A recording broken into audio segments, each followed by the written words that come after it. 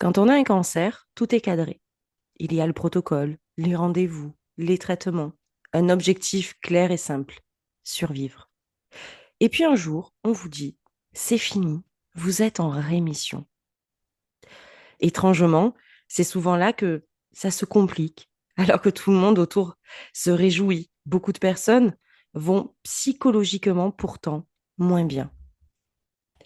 Anxiété, fatigue persistante, peur de la récidive, sentiment de vide, et surtout cette question silencieuse. Pourquoi je ne vais pas mieux alors que je suis censée aller bien? Parce que la guérison médicale ne signe pas la fin de l'épreuve psychique. Pour le cerveau, l'après-cancer est souvent le moment où le trauma commence à se dire. Dans cet épisode, avec Marion, on va vous parler de cet après psychologique trop souvent, et même beaucoup trop souvent, Sans filtre, on oublié. parle vrai, on parle net. Les galinettes, sans filtre. Pas de dogme dans la tête. Les galinettes, sans filtre. Du sérieux, du vivant. Les galinettes, sans filtre.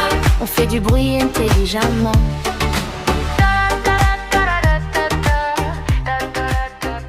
Salut Marion, Salut Catherine. comment vas-tu? Ah, ça va. Le sujet risque d'être un peu, voilà, réveiller certaines choses, mais sinon ça va très bien. Eh ben déjà, une note positive, une note très positive, surtout que tu as bientôt les examens, toi, hein, pour justement voir un petit peu où ça en est. Ça Oui. approche, donc je pense que Mm. là, on est vraiment pour toi dans le cœur du sujet. On peut pas y Et, être plus, ouais. et de plus, alors je fais un petit aparté qui est très important, c'est que Marion est une naturopathe qui est spécialisée en oncologie et que justement, elle vous accompagne Tout à post-cancer, fait. en Mm, rémission, mm. et elle travaille justement quand on se sent abandonné et fatigué. Donc, on va dire qu'elle maîtrise super bien le sujet et malheureusement, elle a aussi vécu cette épreuve. Et moi, je vous parlerai un peu psycho, voilà. Donc, c'est pas notre podcast qui sera le plus gai, mais on va essayer en tout cas de mettre tout notre soleil qui est en nous, même s'il manque Oui, beaucoup en ce moment, mais nous, on va essayer de mettre du soleil dans ce podcast. c'est ça. Alors Ah, justement, oui, vas-y, vas-y, vas-y, vas-y. vas-y, Non, non, vas-y. non, non, non, vas-y, vas-y, vas-y, vas-y. Je suis toute oui. Oh, J'allais dire justement, j'ai un rayon de soleil qui sort. oui, tiens, moi aussi, j'avais des nuages il y a quelques secondes et il y a un petit rayon de soleil. C'est le signe que ce C'est le... podcast va être sous le soleil. C'est ça. Alors justement, je voulais parler avec toi un petit peu, après le cancer, un peu ce choc un petit peu psychique invisible. Puisque c'est vrai qu'il y a cette idée un petit peu répandue qu'une fois que les traitements sont terminés, le plus dur est derrière soi. Qu'est-ce que toi, tu pourrais dire par rapport à ton expérience, justement, quand on entend c'est bon, là, le plus dur est derrière toi, c'est fini, mais pourtant, il y a ce choc qui s'installe. Qu'est-ce que tu pourrais nous dire par rapport à ça, toi qui l'as vécu? Alors, déjà, je vais juste me permettre de réinstaller une chose, c'est la rémission ne veut pas dire la guérison. Il y a des médecins même qui n'emploient même jamais ce mot-là, jamais le mot guérison, même des années après, sans aucun problème sur les examens où tout est nickel. Mhm. Donc voilà. Après, en soi, si on parle médicalement parlant, la guérison peut être envisagée quand il y a un minimum de 5 ans sans récidive. D'accord, donc ça, c'est intéressant. Au minimum, hein, parce que en fonction des cas, ça peut être plus long. Mais voilà, avant 5 ans, enfin, entre la fin du traitement et les 5 ans qui suivent, on n'est jamais considéré en guérison. C'est que de la rémission. C'est-à-dire qu'en fait, aux examens, peu importe l'examen, hein, que ce soit un scanner, un IRM, un TEP scan, Mhm. euh, il n'y a plus rien qui est détecté. Mais ça ne veut pas D'accord. dire qu'il n'y a pas un risque quand même de De récidive. récidive. C'est D'accord. juste qu'il n'y a plus rien qui est détecté aux examens. Oui, c'est pour C'est ça que ça, en gros, la rémission. j'essaie de faire attention, parce qu'avec tout ce que tu me racontes par rapport à ça, j'ai essayé justement de dire rémission, traitement terminé, parce que je sais que tu m'en avais beaucoup parlé et qu'il y a souvent, en fait, cette on oublie de le dire. Voilà, on pense que C'est ça. rémission veut dire guérison, et en fait, pas du tout. C'est pour ça, justement, qu'il peut avoir un petit peu aussi ce choc un peu psychique, c'est ça, quelque part? Bah, oui, parce en fait, alors moi, si je parle pour ma part. Mhm. Quand j'ai eu l'annonce et avant que les chimios démarrent, parce que j'ai commencé par les chimios, puis après j'ai été opérée, et en fait après j'ai eu les rayons. Donc il s'est à peu D'accord. près écoulé un mois et demi. Là, comment te dire que j'avais la sensation, si je dois l'expliquer, c'était d'être dans une machine à laver en mode essorage.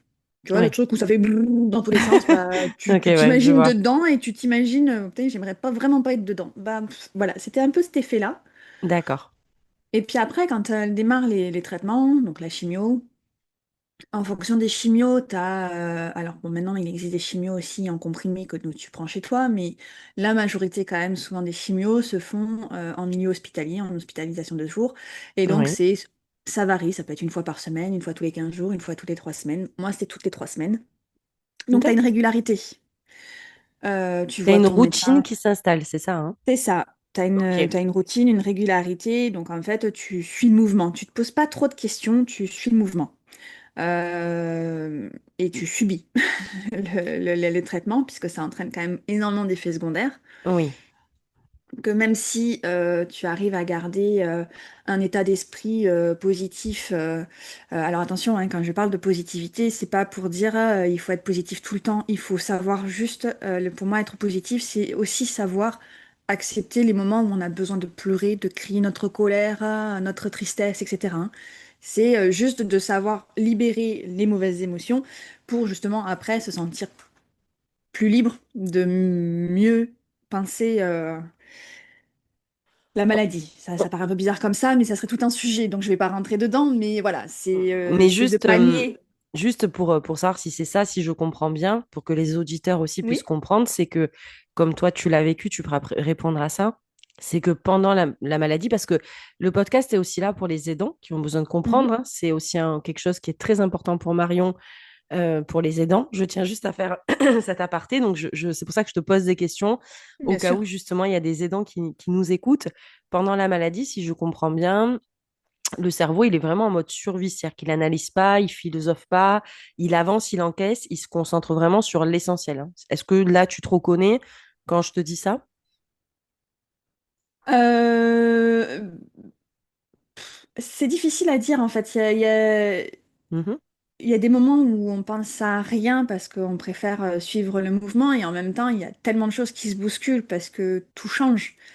Oui, Les traitements nous perturbent tellement qu'on se retrouve avec des symptômes qu'on n'avait peut-être jamais eu auparavant. On a un corps qui change complètement parce que si on se retrouve avec une chimio qui fait perdre les cheveux, parce que attention, toutes les chimios ne font pas perdre les cheveux. oui, Donc, tiens aussi à préciser que les personnes qui ont le culot, pour pas dire autre chose, de dire ah non, mais ça va, c'est une petite chimio, t'as pas perdu tes cheveux, venez la faire, la petite chimio. Venez.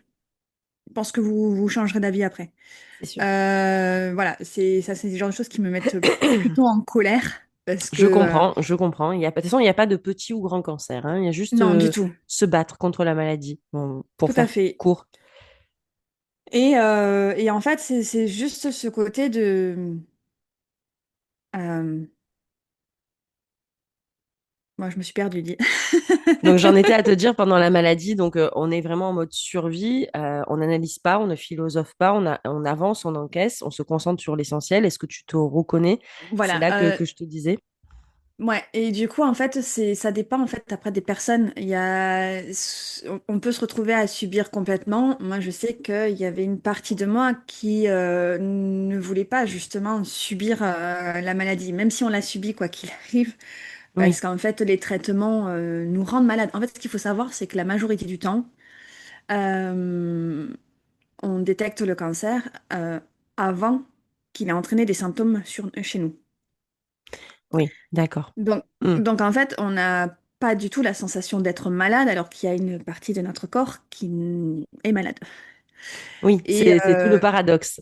c'est ça. Et en fait, quand les chimios commencent, quand on est opéré, ou parce que tout le monde ne fait pas aussi des chimios, hein, il y en a qui n'ont pas de chimio, il y a d'autres types, ça dépend, c'est variable, hein, il y a plein de traitements différents, ça dépend des cas. Et quand les traitements commencent, quel que soit le traitement, le corps change. Vous faites une chirurgie, bah, il y a une cicatrice ou Mhm. plusieurs. Mhm. Vous faites des rayons, il y a de la fatigue. Vous faites de l'immunothérapie, il va y avoir certains symptômes. Vous faites des chimios, il y a des symptômes. En fait, tous ces symptômes-là, vous les avez pas avant. Et en fait, vous vous retrouvez à avoir des symptômes qui vous font comprendre que vous êtes malade, Mhm. mais de quelque chose où vous ne ressentiez pas que vous étiez malade. C'est ça qui est hyper difficile. Et en fait, c'est de comment on se réapproprie en fait nous-mêmes, notre corps, notre manière de voir les choses, notre perception du monde qui nous entoure. Et ça, c'est vraiment très individuel. Il y en a qui vont totalement subir parce que c'est trop violent pour eux. Oui. Et puis, il y en a d'autres, hein, je m'inclus dedans, où pour moi, c'était juste... euh, bah déjà, je voulais pas... pour moi, je rentrais pas en guerre contre mon corps. Donc, pour moi, il fallait juste que C'est ton allié vraiment pendant le cancer. C'est ça, c'était... je ne pouvais être que l'allié de mon corps pour pouvoir avancer. Mais c'est ma vision. Après, voilà, chacun a la sienne. Et en fait, ça c'est vraiment c'est au cas par cas. Il y en a qui vont subir, il y en a qui vont arriver à dépasser les choses, qui vont se remettre au sport et qui vont arriver, malgré la fatigue, etc., à faire du sport. Enfin, c'est vraiment au cas par cas. Ça, on peut pas faire une généralité, je pense, de comment on réagit derrière. Mais donc bon, une fois, donc oui, il y a tous ces changements que tu vis pendant le cancer, puisque là, bon, le but de notre podcast, c'est vraiment de parler le après. Mm, mm. Mais il faut mettre le contexte, parce que sinon on ne peut pas comprendre, c'est impossible. Justement, donc comme tu disais il y a quelques instants, il y a cette routine quelque part qui s'installe. On va faire nos chimios, on est avec une équipe médicale, on est encadré, on est, euh, on est soutenu Mm, normalement, mm.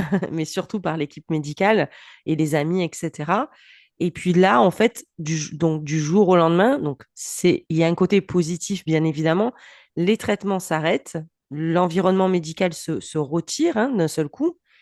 Et est-ce que pour toi, là, d'un seul coup, en fait, c'est le relâchement du psychisme, en fait? Est-ce que toi, tu l'as ressenti comme ça? C'est-à-dire que voilà, il y a cette routine, et puis là, voilà, c'est fini, ça y est. Donc, ça ne veut pas dire que tu es guéri, mais que tu es en rémission. Mais donc, forcément, tu peux reprendre ton train de vie normal, on va dire. Et donc là, est-ce que toi, tu as vécu comme un relâchement juste après? Alors après, moi j'ai peut-être été un peu trop dans l'anticipation parce que D'accord? bah, j'étais dans une asso, donc bah, forcément on discute hein, les unes avec les autres et certaines étaient déjà à un stade un peu plus avancé que moi, étaient déjà en rémission, etc. Et par contre, énormément d'entre elles disaient qu'elles avaient super mal vécu ce passage-là parce que alors certaines étaient même enfin, étaient même rentrées en dépression et commençaient tout juste à en C'est ce que sortir. j'ai vu dans les études, qu'il y avait beaucoup de dépression post-cancer. Bah, parce qu'en fait, il y a un sentiment d'abandon qui est démultiplié parce que quand on a la chance d'avoir un entourage, l'entourage va faire des choses que même il ne faisait pas forcément auparavant. Ça Ouais. part toujours d'une bonne intention et tant mieux qu'il le fasse, il n'y a pas de souci là-dessus, attention, hein. Mais en fait, et ce qui est quelque part normal, quand on dit que ça y est, c'est la fin des traitements et que le médecin nous annonce la rémission, pour l'entourage, c'est comme si c'était OK, donc presque ça veut dire que tu es guéri, parce que l'entourage souvent ne fait pas la C'est différence ça. entre la rémission et la guérison, et presque retourne à sa routine habituelle.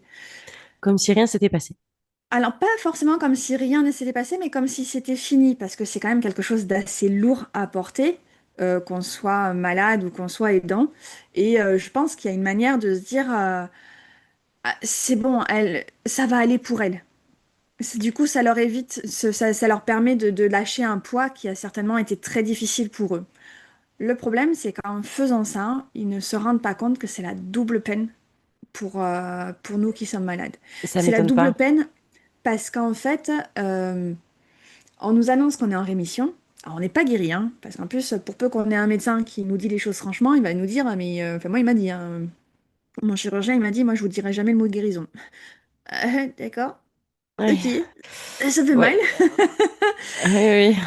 Ok, donc je vais prendre la rémission du côté le plus positif que je peux. Mais c'est le côté de se dire, ok, mais moi en fait mon corps, ma tête, tout me dit que je suis encore dedans en fait. Parce que les traitements, on estime que les chimios, les rayons, etc., Mhm. il faudrait a priori entre 6 mois et 18 mois. Alors après ça dépend des personnes, mais en Bien majorité, évidemment. on entend entre 6 mois et 18 mois pour arriver à les éliminer complètement. D'accord. Entre en rémission, mais en fait, tu as l'effet encore de tes Pendant des traitements. mois et des mois. C'est ça. Et ton corps, lui, il n'y a que ça qui te dit. Il n'y a que ça qui te montre. Et en fait, la fatigue, la douleur, pour peu que ça ait joué aussi sur tout ce qui est concentration, mémoire, donc je parle même pas de tout le reste, je parle juste de ces basiques-là. C'est compliqué parce qu'en fait, tu te sens totalement démuni parce que t'as, entre guillemets, il n'y a plus personne autour de toi, Mhm. mais, mais en fait, t'as rien qui, toi, te montre que tu peux, voilà, que tu peux avancer, que c'est bon. Et puis, c'est quelque part aussi, avoir un cancer, on n'en parle pas assez, c'est quelque part vivre un traumatisme, que ce soit physique et psychique. Il y a un trauma qui naît quand on a un cancer quand même. C'est une épreuve qui est très lourde à porter dans nos vies. Donc, on ne parle pas assez du trauma que peut générer un cancer. Je ne sais pas si tu es d'accord avec moi ou pas, mais moi, je le vois un peu comme ça. Ça peut traumatiser selon en plus, bon, Totalement. selon aussi ta force intérieure, parce que bah, il y a des personnes, voilà, toi, tu l'as vu, tu as vu ton corps comme un allié, etc. Mais comme tu disais, il y a des personnes qui vraiment ont peur ou qui sont peut-être pas entourées aussi, tu vois. Donc, euh, Alors, sincèrement, même si avec de voir mon corps comme un allié et tout, c'est un trauma. Et même, je pense que, alors après, je suis pas spécialisée en psycho, mais de certaines choses que j'ai pu lire, je pense qu'on peut même, dans certains cas, parler de même de stress post-traumatique. Donc oui, il y a forcément un trauma quelque part. c'est ce que j'allais exactement dire pour mettre ma touche psycho. C'est justement ce que j'allais dire. Justement, moi, pour ce podcast, je me suis documentée parce que c'est plus le sujet de Marion. Et c'est vrai que on a pratiquement tous les symptômes de stress post-traumatique. C'est vrai qu'on a tendance à voir le trauma pour d'autres sujets Mm, mm, et on a tendance à pas voir que le cancer génère tout à ce fait. stress post-traumatique et un traumatisme psychique et physique. Parce que le physique vit une épreuve qui est très compliquée. Merci Chouchou. Il y a Chouchou qui m'amène la bouillotte. Donc Oh, voilà, trop pour pas que gentil. j'ai froid avec la vitre ouverte. Voilà. C'était la petite aparté. Voilà. Donc, et ça, c'est quelque chose qui m'a, pour ma part, donc vu que je suis en plein cursus psycho, qui m'a frappée parce que je ne l'ai. On a tous quelqu'un autour de nous.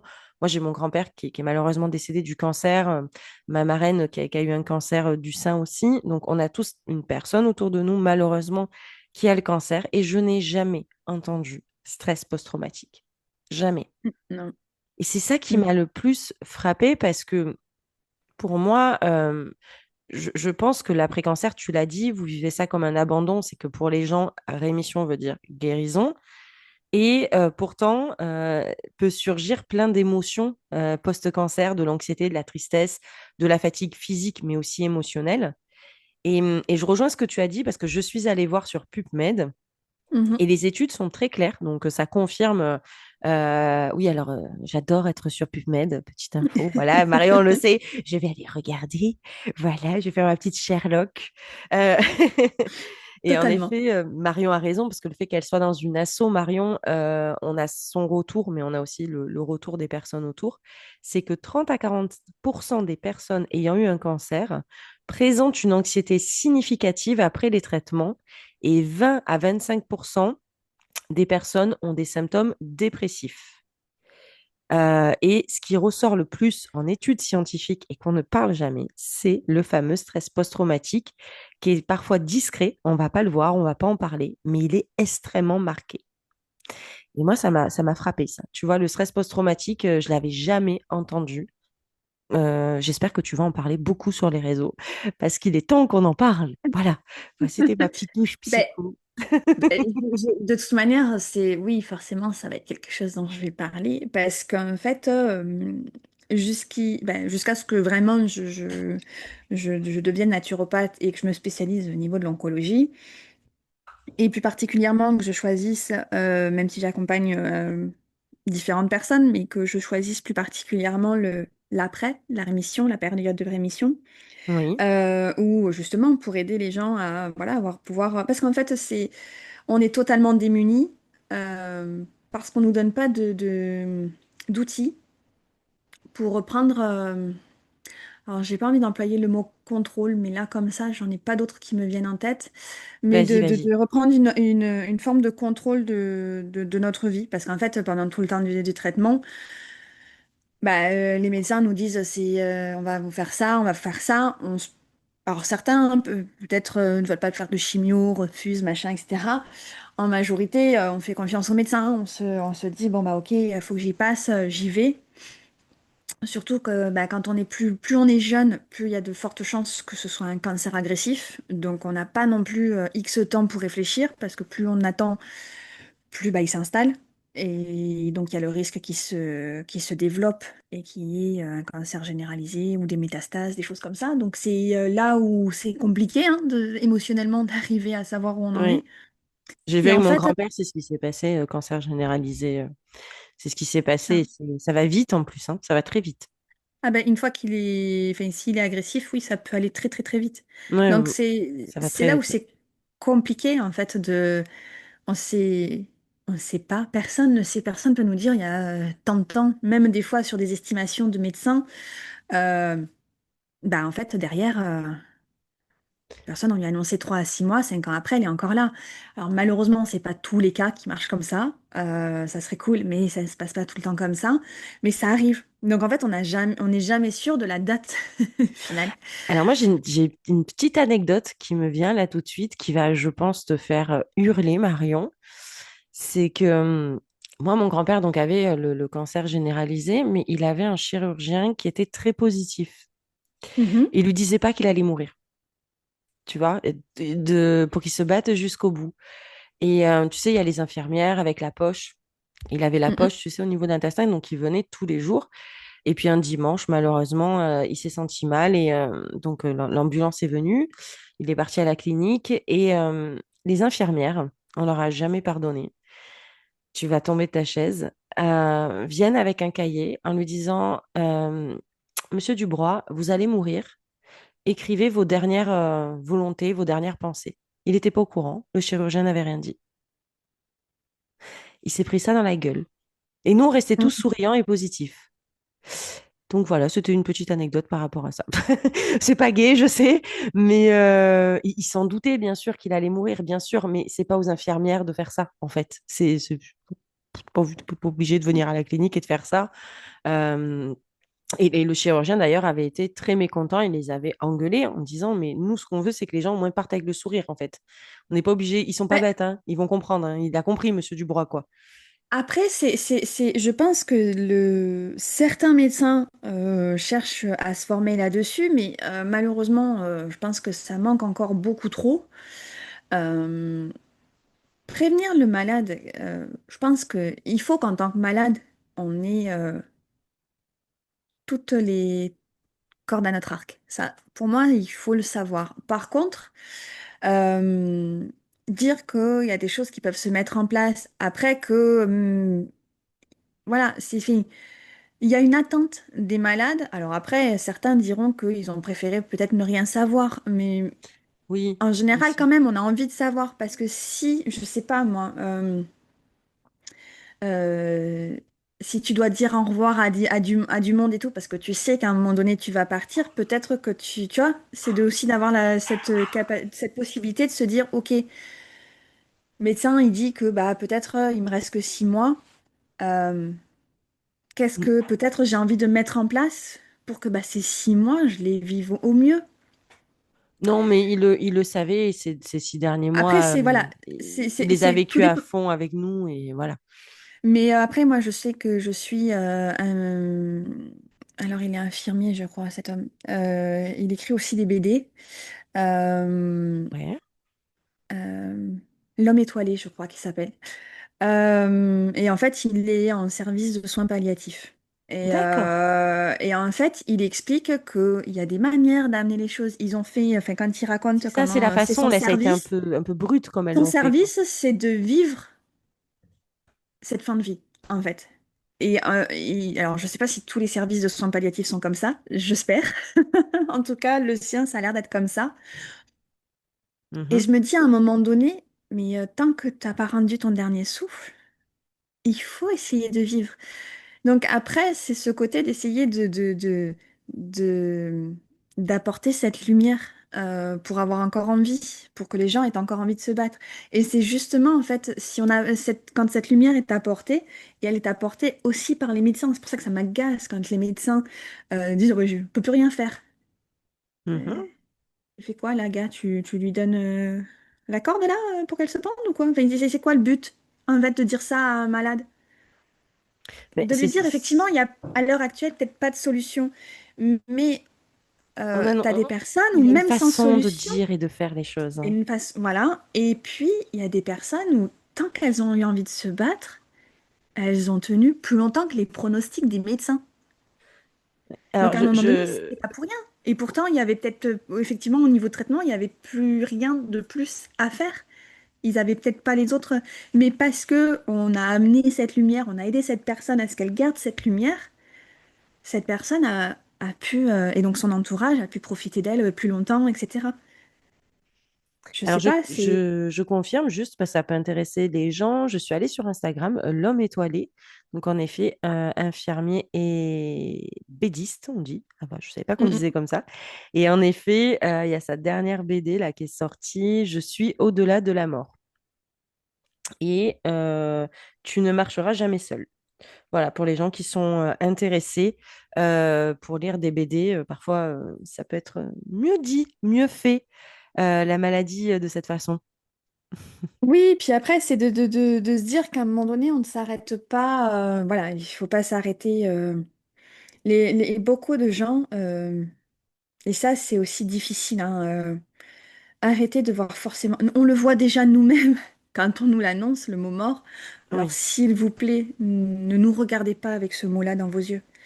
C'est juste horrible. ah oui. C'est juste horrible. Nous, ce qu'on a envie, c'est que vous nous voyez vivants. Alors oui, on change. Oui, c'est difficile peut-être de nous regarder sans cheveux, sans sourcils, sans cils. Euh, Et d'ailleurs, il y a ah, je tiens juste à faire cet vas-y. aparté, qu'il y a d'excellentes esthéticiennes et coiffeuses spécialisées en oncologie qui rendent magnifiques les femmes pendant cette période. Il faut en parler aussi, parce qu'on parle beaucoup d'infirmiers, on parle beaucoup de personnel soignant, mais il y a aussi ces personnes-là.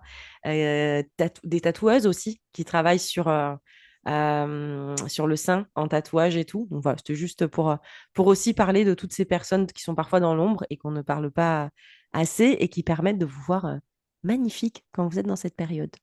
C'est aussi, c'est important. Oui, oui, oui. Après, il y a plein de choses. Après, ça peut passer par tout un tas de choses. Mais pour en revenir, puisqu'à la base, quand même, nous étions sur le stress post-traumatique, Et oui, et ça a dérivé un complet. petit peu.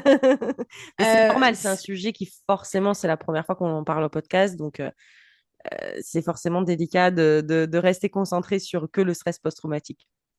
Non, non, mais c'est pas, on va pas parler que de ça. Le but, c'est aussi de montrer il y a du vivant, en fait, derrière cette maladie et que c'est ce vivant-là qu'il faut garder en tête. Parce que, Oui. en fait, ce stress post-traumatique, déjà, il va chez beaucoup, beaucoup de monde. Je sais pas s'il y a des chiffres qui ont été mis là-dessus, mais moi, j'aurais tendance à dire qu'il y a bien entre 70 et 90% des personnes. euh, Chaque année ou tous les 3, 6 mois, ça dépend en fait des cancers et des suivis. Mhm. Il y a des examens à passer pour contrôler, quand on est passé en rémission, pour contrôler que effectivement on est toujours en rémission et qu'il n'y a rien qui se soit redéclaré. Et chaque année, ou quand c'est à l'année, parce que pour moi je parle de ça, parce que pour moi c'est chaque année, mais il y en a c'est tous les 6 mois, mais Mhm. ça vient toujours réveiller cette peur-là. Parce qu'en fait, le premier examen qu'on a fait, il a été euh, le verdict est tombé, etc. Et en fait, ça vient, mais moi, c'était en 2019 que je l'ai su. Je vais faire mon examen, nous sommes en 2026, 7 ans après, c'est toujours là. Et Ben en oui, fait, oui, non, mais c'est logique. Et c'est parce que j'ai voulu cette année en particulier, parce que les 2 dernières années, c'est tellement monté en fait au niveau du stress que c'est même le corps qui l'a exprimé. Je me suis tapé un eczéma la première il y a 2 ans qui me démangeait, mais à me rendre chèvre.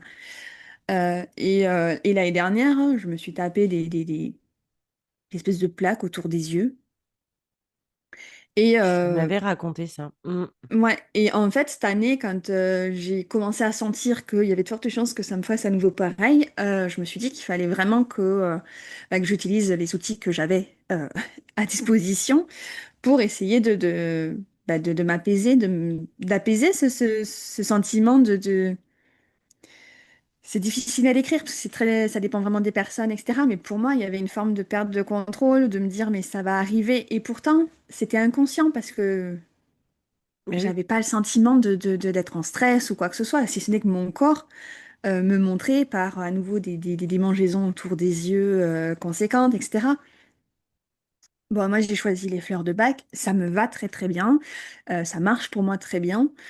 Euh, donc en fait, il y a plein d'outils qu'on peut utiliser, à chacun après de trouver celui qui convient. Moi, je sais que sur mes accompagnements, si je suis en premier temps fleur de bac parce que je trouve que ça marche très bien, mais il Mhm. y en a plein. On peut faire avec les huiles essentielles, il y a plein de manières. Il y a pas tout ce qui va être après sur de la méditation, la respiration aussi, Mm. qui aide à faire redescendre le stress. Ça, après, ça dépend de chacun. Mais c'est vrai que de dépasser ce côté où c'est là où, enfin, en farfouillant, je me suis rendu compte qu'en fait, ce stress-là qui revenait, c'était un peu comme une forme de stress post-traumatique. Et c'est là où je me suis dit, mais en fait, personne, personne ne m'en a parlé. C'est ce que, ouais, c'est ce que je te disais tout à l'heure. On C'est n'en ça, parle pas. personne m'en a parlé. On n'en Et parle en pas. fait, euh, bah, c'est violent, en fait. Et on se retrouve tout seul à devoir affronter ça. Alors, l'entourage, même si on essaye de leur expliquer, ils essayent d'être là, etc., bah, c'est compliqué. C'est compliqué parce que En bref, ouais, c'est bien le titre de notre quand on n'est pas passé podcast, par les là, c'est grands difficile, ouais. oubliés, quoi, en fait, hein, c'est Mm, ça. mm.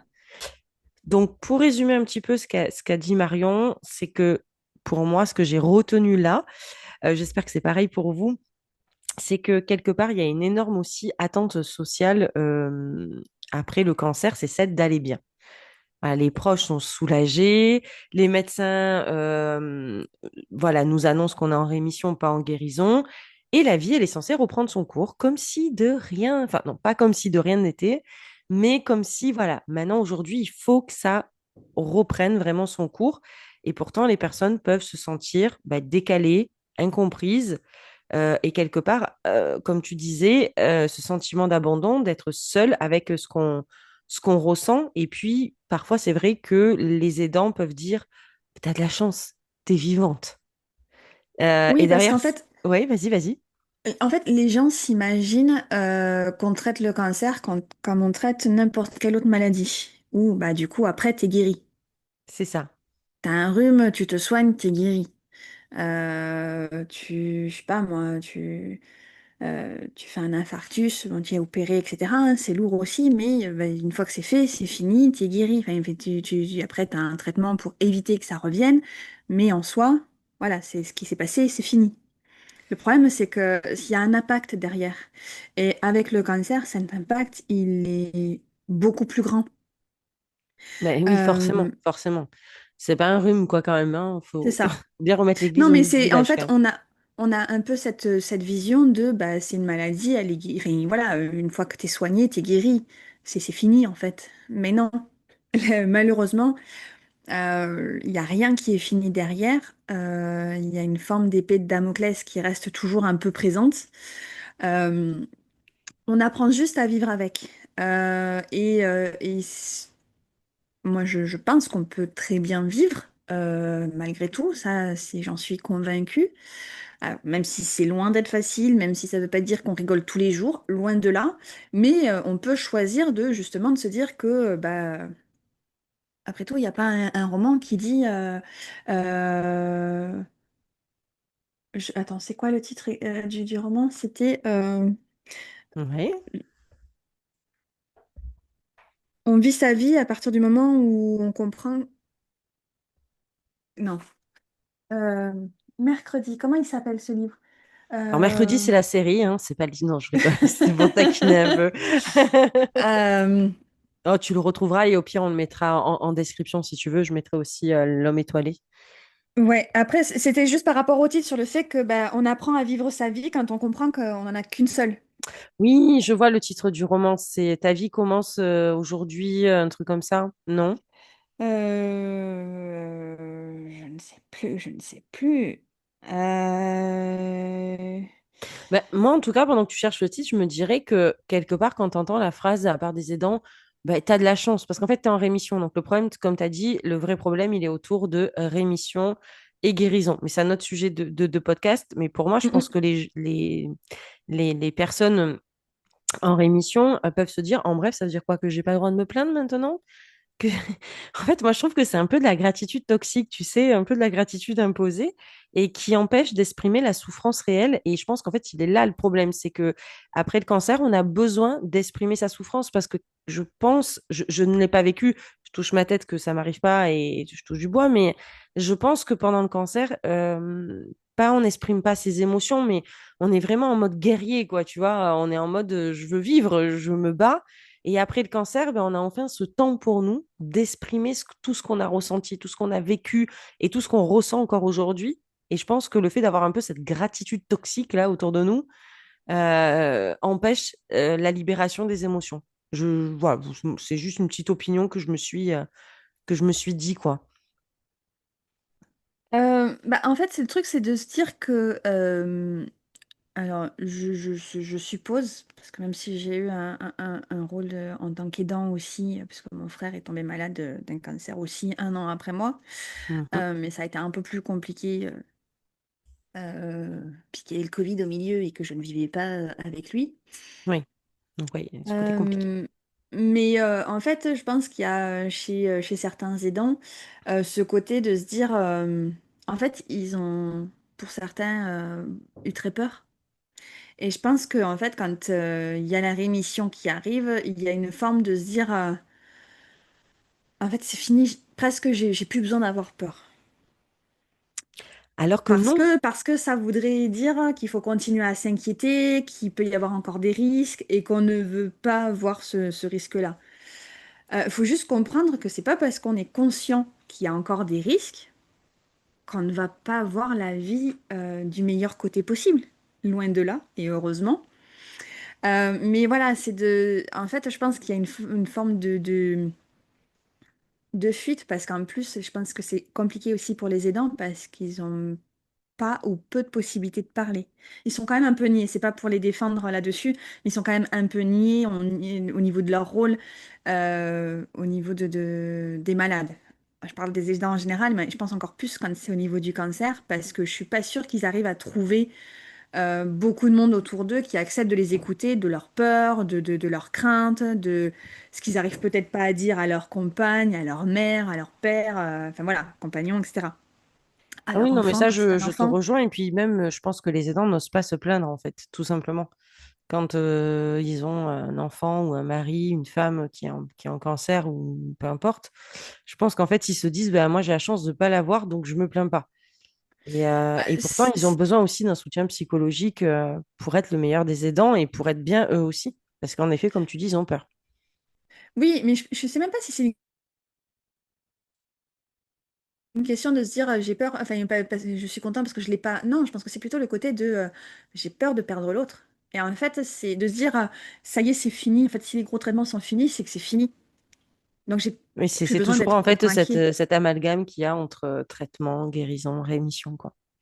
Oui, puis je pense qu'après, c'est une forme aussi un peu de se voiler la face, de se dire, ok, j'ai plus besoin d'être aussi inquiet pour mon conjoint, ma conjointe, mon enfant, mon parent, mon ami.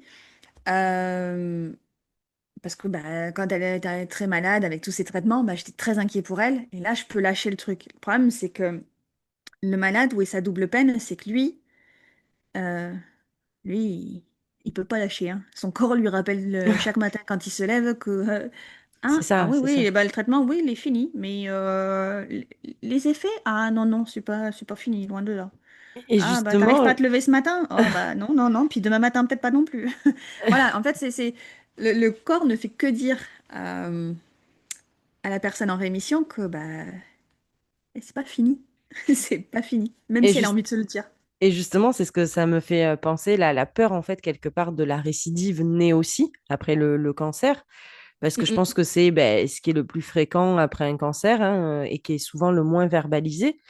Je me dis peut-être aussi que, je sais pas pour toi, mais tu sais, les personnes peuvent se mettre aussi à surveiller leur corps en permanence. Chaque douleur, chaque fatigue, chaque symptôme peut devenir suspect parce qu'on a, Tout à comme fait. on a dit tout à l'heure, on a vécu un traumatisme. Donc, le fait d'avoir vécu un traumatisme, après, il y a des peurs qui naissent. Tout à fait. Et justement, ça en vient à ce que tu vas bientôt vivre. Les examens de contrôle qui sont censés rassurer peuvent devenir des véritables, pour moi, déclencheurs anxieux. Ah oui, Euh, oui. et je tiens à préciser que pour moi, pour la touche psycho, c'est pas une peur. Les gens vont dire cette peur, elle n'est pas irrationnelle. Non, c'est tout simplement le produit direct de l'expérience vécue. Arrêtez avec vos peurs rationnelles et irrationnelles, on s'en fout là. C'est, c'est juste qu'il y a eu excusez-moi le terme, un putain de traumatisme qui est toujours C'est là ça. et qu'il faut arrêter de mettre des mots là, tu sais, surtout parce que ça, c'est quelque chose qui m'énerve. Je Enfin, non, sais. mais non, mais c'est vrai, tu sais, mais non, mais c'est Mais une peur totalement. irrationnelle que tu as. Mais je m'en branle, excusez-moi, mais tu vois pas que j'ai peur là, en fait, que j'ai Mais failli en dire. fait, c'est ça. Excusez-moi pour les termes, Les... mais je pouvais pas Non, m'en mais empêcher. c'est. Merci. Parce que c'est exactement ça. Mais en plus, il y a ce côté où certains peuvent même te dire, c'est dans ta tête. Qui est le Mais comment te sujet dire, prochain de notre comment, podcast. voilà. Mais comment dire à quelqu'un que cette peur-là, elle commence par le corps. C'est ça. C'est même pas tant la tête où on va se dire, ah, voilà, l'examen arrive, machin, et on va se torturer la tête comme ça. Même pas. Même pas. Mais C'est la mémoire juste, il y a une corporelle. espèce, voilà, il y a une espèce de boule au ventre qui arrive. Ça peut sortir avec de l'eczéma. Ça peut être une espèce de fatigue intense parce qu'une ça vient jouer au niveau de l'émotionnel et du coup cette envie de presque qu'on aurait envie de se cacher sous nos draps et d'y rester toute la journée jusqu'à ce que l'examen passe. Et Ça me fait limite penser si à le la médecin chanson. pouvait appeler, voilà, sans qu'on passe l'examen pour nous dire tout va bien et hop on se relève et tout est ok. Mais voilà, il y a ce côté où en fait ça commence très souvent, et beaucoup plus souvent qu'on ne le pense, par le corps. C'est le corps qui commence à dire oh là là, ça se rapproche, ça se rapproche. Tu sens là que t'as mal au ventre? En Tu fait, sens c'est comme que. réouvrir le noyau traumatique C'est ça, à c'est chaque ça, examen, en fait, parce que ben on sait pas la réponse. Donc on est là, on réouvre. Enfin, c'est vraiment un déclencheur, en fait. c'est ça.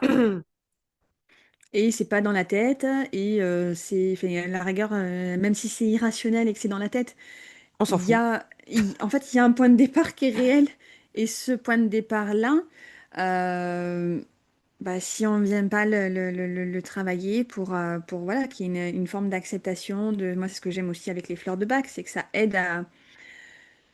On n'oublie Accepter. pas et on n'oubliera jamais ce qu'on a vécu. Mais par contre, ça aide à ce que le corps et la tête se remettent en équilibre là-dessus et se rendent compte que, ok, l'examen la première fois, il a entraîné ça et ce stress-là qui est arrivé derrière. Mais ok, regarde, cerveau, tu vois Oui. on peut le revivre et sans que ça recrée la même chose.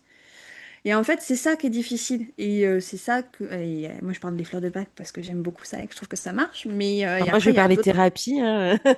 Il y a thérapie. Mais c'est ça, c'est qu'il y a plein de choses. Après, il y a la thérapie Je pense avec que un le psy. MDR peut être hyper intéressant, tu vois, pour Mais bien les sûr. Mais personnes après, il y a plein qui de se choses. concentrent. Après, je pense, il faut tester. Ça marche, tant mieux. Ça marche pas. Ok, Ah, mais on même teste une étape suivante. faire les deux, les fleurs de bac vont vraiment être complémentaires et vont vraiment apporter un soutien émotionnel et le MDR va travailler sur le traumatisme tout simplement, quoi. Donc, pour moi, c'est même... pourquoi les dissocier? Moi, je dirais qu'il faut mettre les Ah deux. non, c'est pas une question, c'est pas forcément une question dissociée. C'est Non, qu'après, mais il y a t'en as pas, qui vont le faire, malheureusement. tu sais, qui Ah vont oui, dire, ah oui. non, mais je fais ça là ou l'un ou l'autre. Non, non, non. Enfin, non, au contraire, il faut soutenir la sphère émotionnelle, il faut soutenir le corps. C'est hyper important pour Bah, moi. après, en fait, il faut trouver. C'est si malheureusement on avait la solution pour tout le monde, ça serait cool. Mais ça n'existe pas une solution qui marche pour tout le monde. Nous sommes tous différents. Donc Ça ça, serait non. tellement bien. Ça serait tellement bien, tellement plus simple. Mais non, ça ne marche pas comme ça. Mais par contre, il y a plein de possibilités. Euh, bah, en fonction des cas, en fonction de ce qui a peut-être déjà été essayé ou pas, on peut essayer bah, soit un par un ou se dire, bah non, en fait, là, moi, je veux vraiment tout mettre ensemble, donc je vais en tester plusieurs ensemble, dans la mesure où ça peut se faire ensemble. Et voilà, et en fait, c'est de trouver ce qui va nous correspondre à nous. Mm. Et moi, c'est ce que du coup, j'essaye d'amener dans mon accompagnement, c'est, OK, alors il y a plein de choses. Qu'est-ce que vous avez déjà mis en place? Qu'est-ce que, ok, ben moi je peux vous dire, il peut y avoir ça, il peut y avoir ça. Après, c'est à chacun aussi moi, mon but, c'est de rendre autonome. Donc, chacun On arrive à va, de toute façon, s'approprier les choses. on va parler bien de ton Ouais. accompagnement, je pense, à la fin, parce que ce sera important aussi. Je pense Oui, que oui, oui, oui. les auditeurs veulent des réponses, donc on va leur en apporter. On va bien leur en apporter. Donc moi, je dirais que quelque chose que juste, bon, je sais pas, hein, je te pose juste la question Vas-y, vas-y. voilà, parce que je l'ai pas vécu, mais l'identité du corps aussi, qui, je pense, peut avoir un impact au niveau psychisme. C'est énorme. Donc, ça en vient à ce que tu dis, tu sais, le ressenti corporel qui reste très marqué, c'est Mm, la mémoire du corps qui fait réagir. Mais en dehors de cette fatigue, le corps a quand même été beaucoup médicalisé, touché dans le bon sens, attention, mm, mm, parfois mutilé, souvent épuisé. Le corps a vécu vraiment une épreuve et souvent on entend les personnes post-cancer qui disent je ne reconnais plus mon corps. tout à fait. Et forcément, je me dis que cette identité corporelle, je pense que cette question, peut-être, je ne sais pas si toi tu te l'es posée ou pas, ou tu l'as entendue peut-être à l'assaut, mais qui suis-je maintenant? Comme si après le cancer, c'était plus, tu vois, il y a un avant-après, quoi, vraiment. Et Ah, mais il y a un avant-après parce voilà, que, en fait, il y a un qui suis-je, mais qui va du corps jusqu'à l'émotionnel, jusqu'au psychique. Pendant la maladie, parce que beaucoup de personnes qui tombent malades, il y en a en tout cas beaucoup d'entre elles qui étaient du genre, par exemple, à ne jamais dire non. ok. Si ce n'est que quand tu te tapes de les traitements, ah bah t'apprends vite à devoir dire non parce qu'à un moment donné, tu ne peux pas. Et forcément, Donc oui, si tu peux pas, tu es obligé de dire non. Non, j'y arriverai pas, je peux pas. Je peux pas me lever ce matin. Ce matin, mon corps, il veut pas. c'est pas Je possible, quoi. suis Mm. trop fatiguée, j'ai peut-être de la nausée, j'ai peut-être plein de choses. Donc je ne peux pas. Donc on apprend à dire non. Mais ce non, on s'aperçoit qu'il est salvateur. Donc on apprend avec la maladie à du coup peut-être dire non ou d'autres choses, hein. Je dis le non parce que c'est quelque chose qui revient quand même assez souvent. Euh, mais du coup, c'est pas, on revient pas en arrière par rapport à ça. Parce qu'une fois qu'on a appris que ah, putain, quand on dit non, ça fait du bien aussi des fois. Même si on Oh le oui. dira pas, peut-être pas autant, mais on va apprendre à On le aimerait dire plus tellement le souvent. dire plus. Là, tu Euh, touches, je pense, un point sensible pour n'importe quel contexte. non, puis Savoir dire après, non. et puis sur des choses, des fois, qui pouvaient être toutes bêtes, mais de pouvoir savoir placer des limites, du coup. Oui, c'est Euh, hyper important. et ça, on revient pas en arrière. Euh, et il y a plein de choses comme ça qui font que on ne réalise pas forcément qu'on a évolué là-dessus, mais c'est des choses où on repart pas en arrière par rapport à ça. Ce qui des fois est difficile, c'est que on aurait envie de revenir à avant, mais en fait, on a changé, qu'on le veuille ou non, on a changé pendant parce qu'il y a des choses qu'on a posées en fonction de chacun, Ouais. et ces choses-là, on ne revient pas en arrière par rapport à ça. Et le corps, c'est pareil.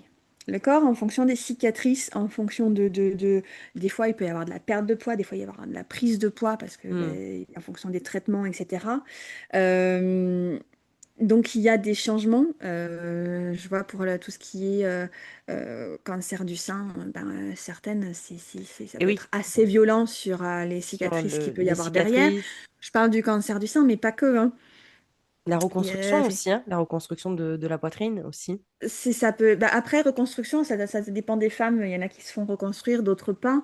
Mais c'est hyper compliqué. En plus, en parlant plus de la poitrine, du sein, c'est qu'on est dans une société où il est. Féminité égale ça. Voilà, mais pas que pour le sein, hein. Si on parle aussi sur tout ce qui va être gynéco, c'est très compliqué aussi, parce qu'une femme qui a un cancer gynéco et à qui on dit que peut-être il faudrait enlever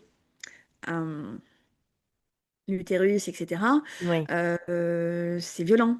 Comme si tu n'avais plus d'utérus, tu n'étais plus une femme. Oui, c'est enlever l'identité. C'est pour ça que ouais, je parlais d'identité parce que Ouais, on peut dire quand même que vous vivez un peu cette rupture biographique. C'est-à-dire, il y a un avant, un pendant et un après, et aucun totalement. ressemble ni l'un ni à l'autre, quoi.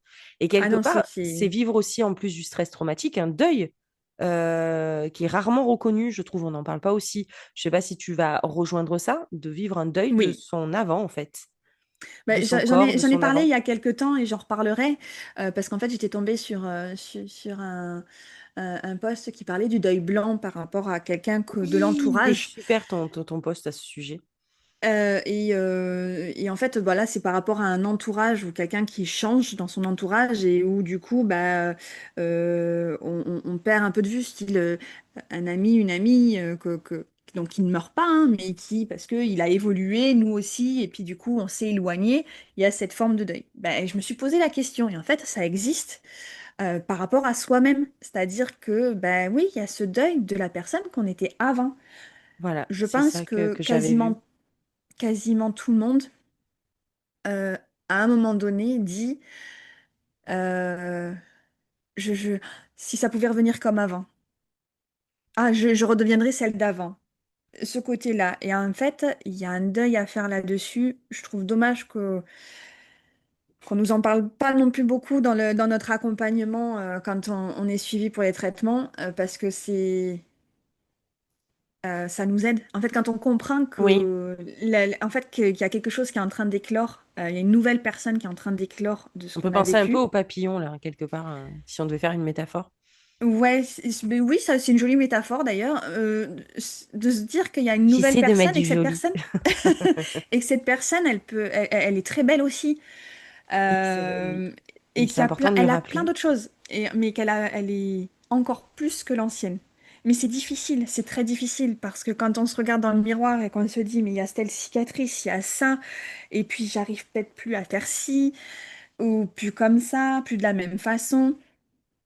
En fait, Mhm. voilà, c'est d'arriver à, à être amené à voir en fait ce côté de, ok, peut-être que là pour l'instant, tu n'y arrives plus, mais accorde-toi aussi le repos que tu mérites par rapport à ce que tu viens de vivre, C'est ça, oui.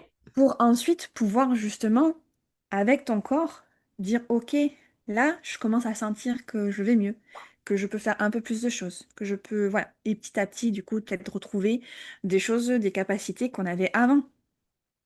Mais Et d'autres qui ne reviendront pas, mais on fera d'autres choses de bien meilleure façon. je rebondis sur ce que tu dis. C'est vrai que pour moi, là, à t'écouter depuis tout à l'heure, c'est que j'ai vraiment l'impression que le problème, c'est que tout ce fonctionnement dont on a parlé, le lâcher après le cancer, le lâcher qu'on a, lâcher prise là, Mm, mm. comme on dit souvent, hein, quand on est sous tension, enfin moi je sais que je l'imagine comme ça pour moi dans mon côté verrou corporel et trauma, mais un autre trauma. Quand on est sous tension pendant des années et que d'un seul coup, ça y est, c'est fini, mais c'est pas réellement fini, mais il y a quelque chose qui se passe, on tombe comme une, tu sais, le soufflet redescend, quoi, vraiment. C'est d'un seul coup, Mm, c'est mm. le corps relâche tout, quoi. Donc, il y a ce côté-là, il y a ce deuil, il y a ce stress post-traumatique. Et ce que j'ai l'impression à t'écouter, qui n'a pas l'air d'être une impression, c'est que tout ce fonctionnement, là, qu'on vient de parler dans ce podcast, il est très mal expliqué aux patients. Et j'ai l'impression qu'au final, les patients, après, ont l'impression de devenir faibles, instables, moins forts qu'avant parce que justement, il n'y a pas assez cet accompagnement, il n'y a pas assez de parler avec ces patients au niveau des oncologues, etc., d'expliquer, non, non, vous n'êtes pas faible. Tout ça, c'est un processus, quoi. C'est un peu quelque part un mécanisme adaptatif qui arrive quand on doit s'adapter à notre nouvelle vie, à avoir cette épée Damoclès sur la tête, à vivre des déclencheurs à chaque examen. On démarre une nouvelle vie complètement. C'est pour ça que j'ai pensé au papillon parce que c'est vraiment à quoi ça me fait penser. Et donc, j'en viens, Marion, à alors comment on accompagne, comment toi, tu accompagnes, quelle est ton offre? Parce que justement, pour moi, c'est vraiment ça le problème, c'est qu'on ne parle pas et on n'explique pas assez aux patients, consultants pour toi. Donc, toi, comment tu accompagnes, quelle est ton offre par rapport à travailler donc, sur tout ce qu'on vient de dire dans le podcast? Moi, je travaille, en fait, du coup, au départ, en tant que naturopathe, je faisais des séances classiques. Et Et je me suis aperçue Mhm. que ça n'allait pas assez loin pour moi. Et je me suis posé la question de qu'est-ce que j'aurais aimé avoir. C'est de là qu'est née mon idée d'accompagnement. Donc ça se fait sur Ça trois commence mois. souvent comme ça, hein. C'est qu'est-ce qu'on aurait aimé avoir et d'un seul coup, on crée une offre, un projet par rapport en fait à tout ce qu'on a manqué. Je sais pas si tu as remarqué, Tout à ça fait. commence Oui, oui, souvent oui. par la naissance de ça, hein. Moi, j'ai fait pareil, mais au côté plus voilà vers l'anxiété, c'est tout ce que j'ai manqué en fait. Voilà, nos offres naissent en fait de tout ce qu'on manque. Bon, C'est c'était ça. juste un aparté pour mettre un peu de sourire à ce podcast. Mais très vrai à cet aparté. En fait, du coup, je fais un accompagnement de 3 mois. Donc pour les personnes en rémission, alors ça peut être de suite après, mais enfin de suite qu'on a l'annonce de la rémission, mais ça peut être aussi des fois, parce qu'il faut aussi des fois un peu plus de temps pour réaliser qu'on est complètement perdu et qu'on a besoin d'aide. Alors, juste Donc coupe ça, 3 mois, mais est-ce que pourquoi 3 mois? Parce que je sais que c'est souvent les questions, moi, qu'on me pose au cabinet, donc j'en profite pour te poser ce que j'entends. Et est-ce que ça peut être 6 mois, 12 mois? Tu estimes que l'accompagnement doit durer combien de temps? Et en fait, pourquoi? Parce que souvent, c'est ça, qu'est-ce qui va se passer pendant tous ces mois? alors, j'ai estimé 3 mois parce qu'après c'est par rapport à l'installation d'une nouvelle routine, d'une nouvelle d'éventuellement une nouvelle hygiène de vie, d'un certain nombre de choses, on estime quand même qu'il faut au moins 3 mois pour arriver à installer et à ce que ça devienne quelque chose de naturel. Après, ça peut être effectivement pour certaines personnes, peut-être qu'il faudra renouveler et passer, faire peut-être 6 mois et d'autres pour un an. Le seul truc, c'est que ça va vraiment dépendre de chacun. Je ne peux pas dire à l'avance, pour vous, il faudra 3 mois et pour vous, il en faudra 12. Ça va dépendre de chacun et de ce qu'elle aura vécu, de l'investissement qu'elle pourra y mettre, parce qu'il y a quand même un engagement à avoir dans l'accompagnement. Et Euh, l'alliance aussi, quelque part, cette confiance. Et puis, moi, juste, je me permets de te couper pour les gens qui nous écoutent. Arrêtez de croire qu'une seule consultation avec nous peut suffire. ah non, c'est pour Parce ça que je fais un que, accompagnement, parce voilà, qu'une seule consultation, la personne n'obtient pas ce qu'elle veut, c'est que des impossible. fois c'est Mm. difficile. Et puis, en plus, je pense que des fois j'ai peut-être donné trop d'informations sur la première consultation, mais en fait, je disais à chacun, voilà, je vous ai mis. Vous en prenez quelques-unes et vous commencez à les mettre en place. Et on verra à la séance suivante lesquelles on verra ce qui a été mis en place et lesquelles, du coup, on va aller suivre la fois suivante. Mais Super. c'est compliqué. Et je trouve qu'en fait, de se voir en plus une fois toutes les 3 semaines ou tous les mois, bah, ça donne quand même ce côté, en fait, t'es tout seul après. Tu fais ta consulte, puis après, t'es tout seul. Et moi, ça me convenait pas. C'est assez Parce que frustrant, hein, ça, de se c'est sentir seul, hein, frustrant quand même. pour moi, et puis je trouve que la personne, en plus, je veux l'accompagner, et je me dis, mais si la personne se sent abandonnée à cette sensation de solitude, je peux pas la laisser seule pendant 3 semaines, un mois. Donc je me suis dit, ok, Entièrement va d'accord. falloir créer un accompagnement pour justement vraiment pouvoir soutenir la personne. Et du coup, mon accompagnement, je l'ai choisi sur 3 mois. Après, il évoluera peut-être, Adaptable. voilà, il est En bref, il est adaptable, et adaptable. bien sûr, il s'adapte à chacun. Et chacune. Et le truc, c'est de se dire, en fait, le premier mois, donc il y aura la première consultation qui va durer à peu près 1 heure et demie, peut-être un Mhm. petit peu plus longue parce que je peux être un peu bavarde et que j'aime beaucoup écouter aussi les J'ai gens. jamais réussi à faire en 1 heure et demie. Moi J'ai non plus. jamais Moi non réussi. plus. Ça fait des années que je suis sur le terrain et je suis désolée. Il y en a qui disent, mais après, avec l'expérience, tu verras, tu y arriveras. Non. Quand on est des pipelettes et qu'on est passionné, c'est impossible. Oui, puis j'aime, enfin, mon but, c'est d'offrir un espace où la personne puisse livrer ce qu'elle a à livrer et qu'elle n'a peut-être pas cet espace-là ailleurs. Donc, je veux prendre le temps d'écouter. Donc, la première séance, on va dire entre 1 heure et demie et 2 heures. Et après, D'accord. c'est une séance d'1 heure par semaine le premier mois. Ok. Donc, il y a 4 séances le premier mois. 1 heure qui peuvent dépasser aussi, hein. Je suis pas sur ma montre. Ça, c'est pas possible pour moi. Je peux pas être sur ma montre sur Je, un tel je sujet. pense que dans nos métiers, si on a choisi ces métiers, toi et moi, c'est pas pour regarder notre montre et mettre le compteur du taxi, quoi, je C'est pense. ça. C'est ça, c'est ça. Et pour le coup, et ensuite, le deuxième et le troisième mois, j'espace un peu et du coup, c'est tous les 15 jours. Ok. Donc en gros, ça fait 8 séances sur ces 3 mois. Comme j'ai comme corde à mon arc l'énergétique, Et je oui, j'en ai pas parlé, propose. je suis désolée. Non, mais il n'y a pas de souci. C'est que du coup, dans ces séances, j'en propose que 2 soient sur des soins énergétiques parce que je me Ok. suis aperçue que ça marche plutôt pas mal pour tout ce qui est stress et anxiété. C'est vrai, j'ai testé, c'est vrai. Je tiens à préciser. Et je suis. Elle avait une consultante très dure parce qu'elle sait que je suis cartésienne et que je suis très scientifique. Et bon, après, je n'ai pas des œillets et je confirme, ça fonctionne. Elle m'a enlevé un poids. Je me sentais légère après, un peu comme une bulle. Donc, je confirme pour donner un avis en direct, en live. Et du coup, c'est pour donner un petit coup de pouce en plus, pour voilà, pour pouvoir lâcher prise sur certaines choses. Et voilà, c'est de créer vraiment un cocon. Et après, bah, c'est avec la personne. Et après, il y a plein d'outils. Et on voit. Et puis, il y a après des outils très simples, hein, La nutrition, la remise au bah, mouvement. c'est ça, la base, hein. Parce que du coup, mon but aussi, c'est de d'amener la personne sur de la prévention. Parce que bah, quand il y a le risque de récidive, qu'est-ce qui va permettre de le réduire? Le fait de rentrer nous-mêmes dans un mood de, OK, bah, qu'est-ce que je peux faire en prévention pour justement réduire encore plus les risques éventuels de récidive?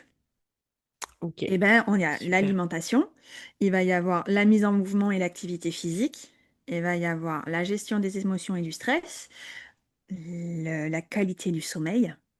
Ça, c'est mes 4 bases, parce que pour moi, c'est les Plus plus important. importantes. Ouais. Chacune de ces bases, en plus, si on va chercher, chacune de ces bases ont démontré par certaines études qu'il y avait effectivement une action sur au niveau du cancer. Donc, le problème, c'est que moi, j'estime, si on n'en prend qu'une, on perd de vue l'ensemble. On ne peut pas se dire, OK, je fais juste, je regarde juste l'alimentation et puis je reste sédentaire. On sait que la Oui, sédentarité, elle accentue encore plus exactement. au Mm. niveau cancer. Donc, par contre, c'est de se dire, et c'est pas de faire peur aux gens, parce que effectivement, si on est sédentaire, comment on reprend le sport? Puis là, surtout avec un corps qui est épuisé. Ok, Et oui, il mais va en falloir fait, tout on adapter, commence hein. par, voilà, et on commence par une remise en mouvement. C'est qu'est-ce que le mouvement? Ça veut dire quoi mettre son corps en mouvement? Bah, ça veut dire de bouger. Peut-être est-ce que on arrive à faire son ménage? Parce que des fois, on est tellement épuisé que faire le ménage, ça peut être compliqué. Et c'est considéré comme la mise en mouvement, le ménage, ne pas Mais oui, l'oublier. mais bien sûr.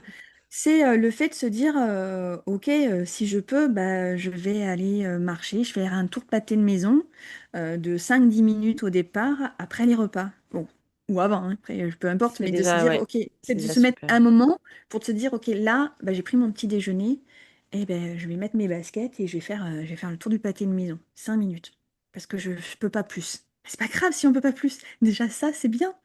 Et puis de se dire, OK, qu'est-ce qu'on peut faire dans le quotidien? Parce qu'en fait, le corps, ce qu'il a besoin, c'est... parce que par exemple, il existe des sportifs sédentaires. Ah bon? Et j'ai découvert ça Et quand j'ai fait oui, ma j'en ai formation de parlé il y a naturo. peu. Et en fait, bah, vous pouvez aller courir 1 heure tous les matins. Si tout le reste de la journée, vous êtes à votre bureau, assis derrière votre écran et que vous ne bougez pas, votre corps est sédentaire. Même si vous faites 1 heure de course tous les matins. Et Ce c'est qu'il pareil faut, aussi c'est... pour les personnes qui font du renforcement musculaire, qui pensent, mais non, mais Ah, attends, tous totalement. les matins, je fais 20 minutes de renfo. Oui, mais il faut faire ces 10 000 pas par jour, il faut marcher. En fait, la sédentarité, c'est pas parce qu'on fait du renfo ou de la course à pied, comme vient de dire Marion, que vous n'êtes pas sédentaire, en fait. Et la sédentarité est très mal expliquée à ce jour. Bah, déjà, c'est aussi de se dire, ok, bah, si je bouge pas, je sais pas, je peux pas faire grand-chose parce que bah, j'ai un peu mal partout, j'ai machin. Bah, déjà de se dire toutes les heures bah, ok, je me lève et pendant 3 à 5 minutes, je fais des mouvements. Bah, ça peut être des ronds de bras pour déjà les faire travailler les épaules. Ça va Mhm. être, ou alors de se mettre une musique et de danser, même pas fort, mais de danser un peu sur une musique où on la relâche tout. 3 à 5 minutes toutes les heures. Il y a des Ok. études qui ont montré une amélioration sur les risques de cancer. Donc en fait, c'est des petites choses comme ça, et c'est de comment on les ajuste bah, à hauteur de chacun, parce il y en a qui sont sportifs et qui vont reprendre le sport très rapidement, et bah, la mise en mouvement, on est peut-être à une étape au-dessus, Mhm. mais voilà, et de s'adapter et de petit à petit. on rajoute, et puis quand le corps, parce qu'en plus le corps, plus il est mis en mouvement, plus il bouge, mieux il résiste à la fatigue, à l'épuisement. Donc ça paraît difficile vu comme ça, et je l'ai vécu aussi, hein, quand j'ai commencé au départ à me dire, moi j'ai repris le travail à la pharmacie Mhm. très très tôt. Avec le recul, je me dis trop tôt, parce que ça m'a épuisée et que du coup, je ne pouvais rien faire d'autre à côté. Je pense que j'aurais pas dû reprendre de suite. Je pense que justement, j'aurais dû reprendre de me mettre mon corps en mouvement et aller marcher, etc. Et à ce qu'il soit capable de mieux le faire avant de reprendre le travail. Mais c'est mon histoire et voilà. Oui. Mais, euh, mais de se dire, ah, ok, c'est qu'est-ce que je fais, comment je le fais, euh, de se l'adapter à soi. Voilà, des fois, on connaît des choses et seul, c'est compliqué de faire. Moi, ce que je veux, c'est d'offrir justement ce petit cocon-là. Et comme c'est en visio, c'est vraiment votre cocon parce que du coup, vous êtes chez vous tranquille, avec moi en visio, et voilà, de pouvoir poser les choses, de vous laisser aussi un vrai temps pour parler, pour dire ce qui va, ce qui ne va pas. Euh, Sans jugement, parce que je suis pas là pour juger, je suis juste là pour vous permettre Accompagné. d'avancer. Voilà, d'avancer sans être seul. Alors, c'est un accompagnement, donc, pour résumer, pour les auditeurs et toutes les personnes qui recherchent un petit peu, déjà, je tiens à dire que c'est très, très rare, la naturopathie spécialisée en oncologie. Donc, ça, c'est quelque chose qui est de plus en plus demandé, des experts qui sont vraiment spécialisés. Donc, ton accompagnement dure 3 mois. C'est bien Mhm. évidemment, on s'adapte, chaque personne est unique, ça peut être plus. Donc, le but, c'est là, ton offre consiste vraiment, on est vraiment sur post-cancer, hein, vraiment Oui. après, quand on se sent abandonné, qu'on sait plus trop, voilà, quoi mettre en place, quoi faire, trouver une écoute, une oreille Mhm. qui va nous apporter des réponses et travailler aussi sur le côté, même si en naturopathie, on travaille sur la cause, mais la cause, là, on la connaît pour le coup, sur le côté un peu symptomatique, type fatigue, c'est ça, hein, si j'ai bien compris. Alors, Euh, il y aura du symptomatique, mais le but aussi, c'est d'aller apaiser tout ça sur ce qui a ok, été, ce qu'il y avait avant et qui a déclenché ça aussi. voilà. Et de travailler sur la prévention quelque part, à travers Oui, notamment les 3 piliers fondamentaux de la naturopathie, l'hygiène nutritionnelle, physique, émotionnelle, et puis on rajoute toujours le sommeil. Et après, avec ta tout boîte à à fait. outils, l'énergétique, les fleurs de bac, les plantes, les huiles essentielles. Tout J'ai à bien fait. résumé? C'est très bien résumé. Et alors moi, j'ai une petite question. Mhm. Peut-être que tu n'y as pas pensé, ou enfin, je pense que tu y as pensé, vu qu'on parle souvent. Est-ce que tu projettes... Alors non, d'abord, ma première question, c'est accompagnement présentiel et distanciel, parce que ça aussi, c'est important pour les gens qui nous écoutent. Alors, il se fait en distance. Il est 100% en visio. Donc, où que vous soyez, c'est totalement possible que je vous accompagne. Même hors France, hein, je tiens à préciser, vous êtes Même hors suisse, France, en belge. francophonie. Alors, francophonie, parce que je suis désolée, je parle très mal et très peu l'anglais. Ça viendra peut-être, hein, mais pour Oh, l'instant, je yes, me do you mets. speak English? C'est tout ce que je sais Euh, dire. voilà, voilà. Donc, je reste sur de la francophonie, mais oui, après, si c'est en Belgique, en Suisse, il n'y a pas de souci.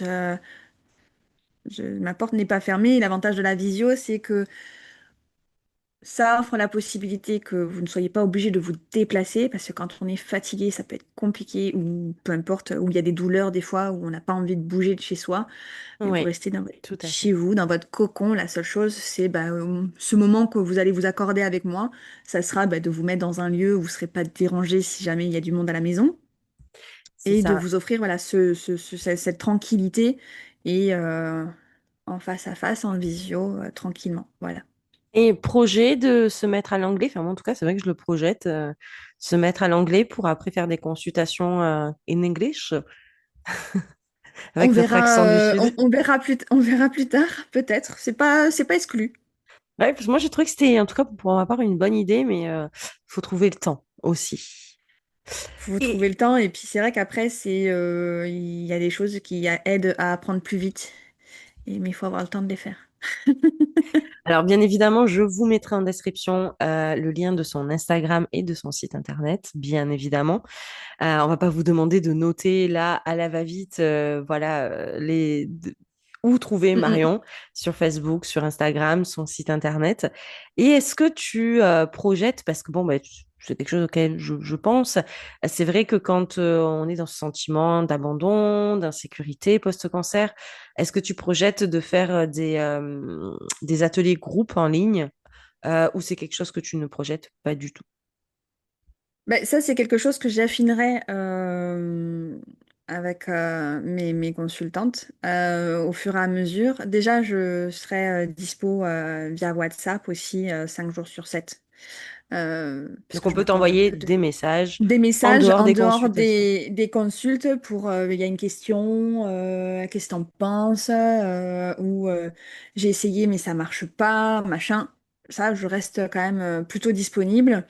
Et j'aimerais créer justement une petite communauté pour les personnes que j'accompagne pour qu'elles puissent aussi se soutenir et discuter aussi entre elles parce qu'il y a ce besoin aussi des fois de parler, alors sans rentrer dans le côté je te raconte toute ma vie, machin et tout, quoi, Et qu'après dans le libre à drama elle, aussi, puisque c'est pas le c'est but, ça. voilà, de Mais ton des fois de se accompagnement. dire ah là là, je me lève le matin, moi je me souviens quand, parce que je suis dans une asso qui est à côté de chez moi, et quand j'y suis arrivée, le fait de se dire, quand j'ai démarré l'hormonothérapie, j'avais des douleurs articulaires. Je me levais le matin, j'avais l'impression d'avoir 80 ans. Où je me disais, oh là là, j'arrive pas à me lever de mon lit, j'ai mal partout. En plus, j'ai des escaliers de partout chez moi, que du coup, enfin, c'était un peu l'enfer. Et je me retrouve et en fait, je me suis aperçue qu'on était plusieurs dans le même cas et que certaines avaient réussi à dépasser en faisant ci, en faisant ça. Donc en fait, c'est d'ouvrir le truc et de voilà, de leur proposer aussi, enfin voilà, de qu'elles puissent D'échanger. s'échanger des recettes, qu'elles puissent s'échanger, enfin des choses en plus, du vécu. Parce que ça aide de savoir qu'on n'est pas seul à vivre la même chose. Donc oui, il y a quelque chose comme ça, et avec, oui, certainement des ateliers en groupe en fonction de la demande, etc. Oui, c'est quelque chose qui moi, je pense intéressant et qui me plairait beaucoup. Après, on verra en fonction de la demande, mais oui, oui, il y a de fortes Ouais, chances. alors c'est vrai que c'est important tout d'abord de créer la communauté, de connaître sa communauté, parce que moi, pour ma part, tu sais, au début, je m'étais inscrite à des groupes d'anxiété, mais tu te Mm, casses en courant, quoi.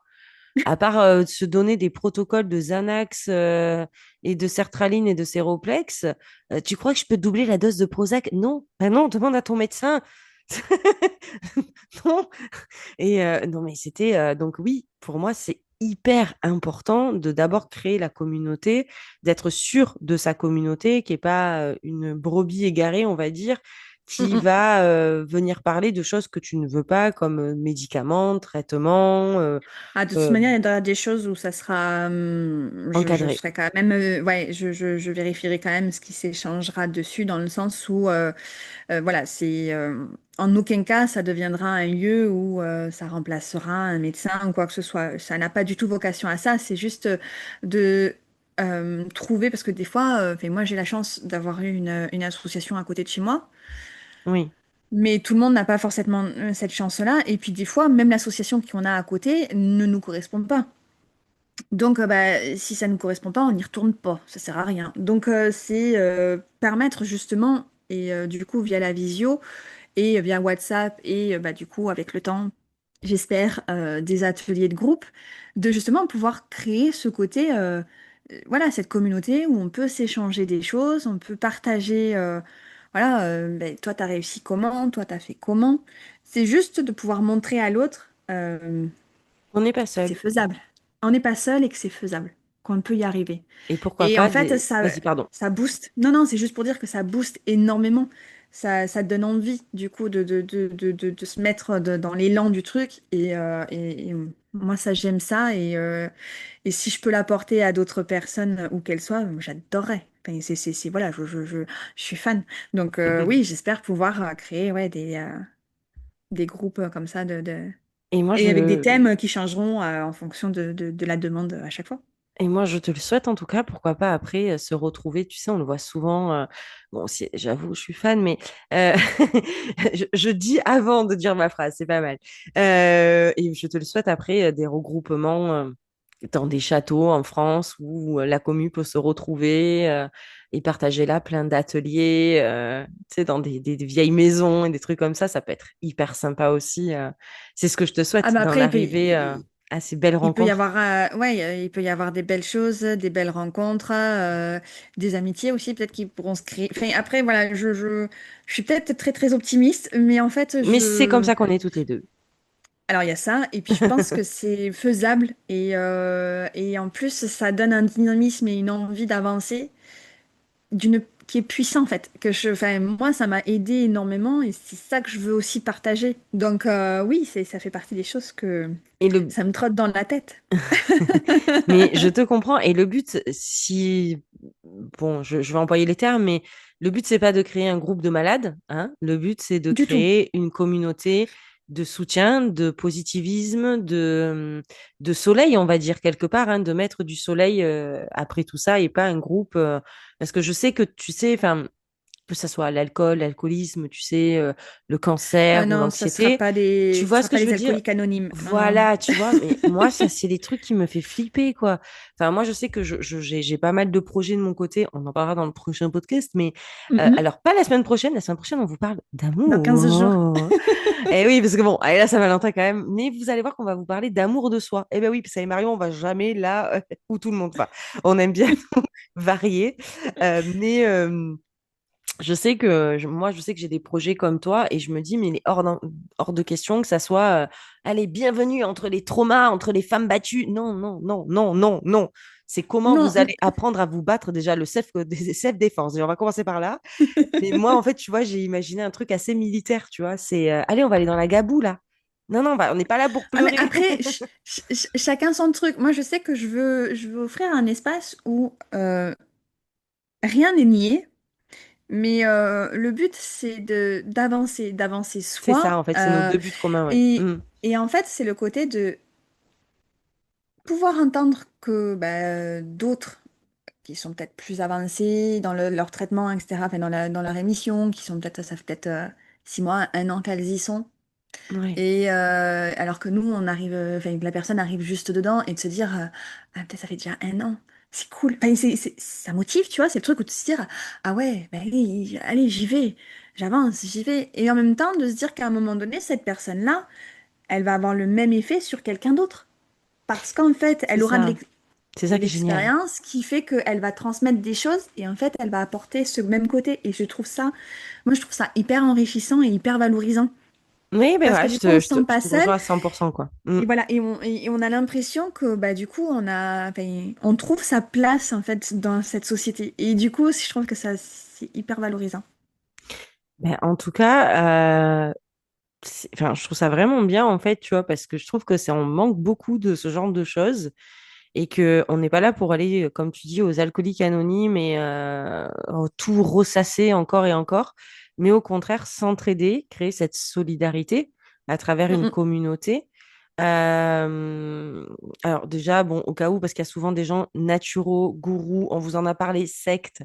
Quand on dit Non, non, communauté, c'est pas ça. Déjà, non, voilà, non, si du vous tout. pensez ça, ciao amigos. Je fais pas comme la semaine dernière, je dis pas le mot parce qu'on est sur un Non, sujet non, un peu plus sérieux, mais au revoir. tout à fait.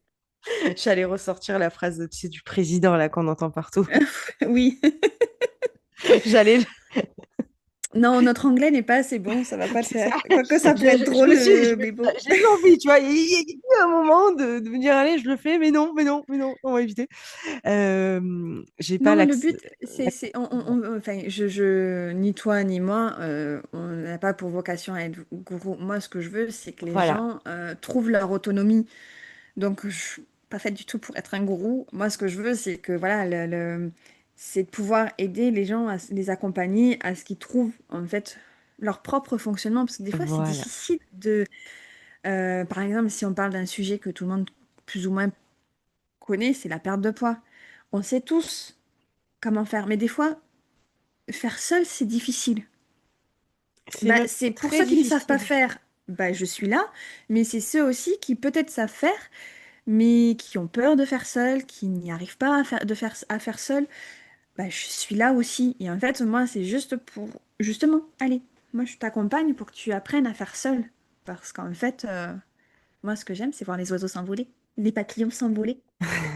Donc, Ah, donc voilà. il y a une idée de nom, hein, papillon, là, peut-être une petite idée de nom qui peut naître là, je pense, parce que je trouve que le papillon, c'est vraiment, ça correspond bien à l'après-cancer, je trouve. Ben voilà, je reste bloquée sur ça, je sais pas, voilà. Donc elle sait qu'en bref, je vais être têtue et que je vais lui en parler 50 fois et que je vais chercher 50 noms pour elle alors qu'elle me l'a pas demandé, mais c'est pas grave, elle me connaît. Ben, en tout cas, je trouve ton accompagnement vraiment top et moi, ce que je voudrais rajouter, c'est que, qui rejoint tout ce qu'a dit Marion, c'est que pour moi, l'après-cancer devrait être considéré comme une phase à part entière du parcours Tout à de fait. soins et Mm, pas mm. net, on arrête. Il faut des informations claires sur les effets psychiques possibles. C'est ça qu'aussi va vous apporter Marion. De savoir si on est en anxiété ou en dépression, d'être diagnostiqué, parce que ça, c'est important parfois de mettre des mots sur ce qu'on peut ressentir et d'avoir cette Mm. facilité de se sentir accompagné au niveau psychologique. Oui, C'est hyper important.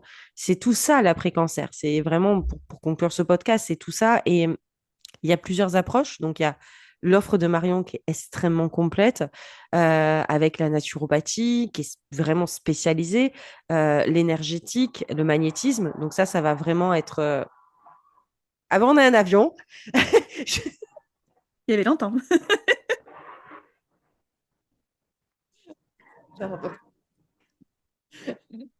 En plus, l'avion militaire, au moment où je suis en train de faire la belle phrase de fin, quoi.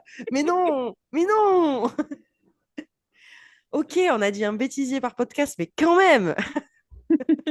Non, mais surtout, on s'est tapé le gros avion militaire, là, si on l'a pas entendu. Bref. Donc, je disais, je me reprends. Il faut bien qu'ils s'entraînent.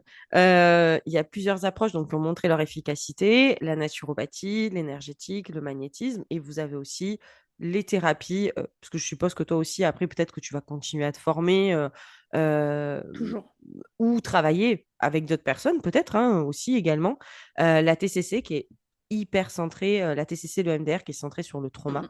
et qui seront aussi très complémentaires, donc les thérapies intégratives comme toi, corps et esprit, qui va permettre de redonner du sens à votre vie. C'est ça en fait que Marion va vous faire à travers son offre, vous redonner du sens à votre vie et à l'expérience que vous avez vécue, parce que ben, vous avez besoin de ne pas oublier votre cancer, Marion l'a très bien dit tout à l'heure, mais de l'intégrer dans l'histoire de vie sans qu'il prenne toute la place. Et ça va être le rôle ben, de Marion.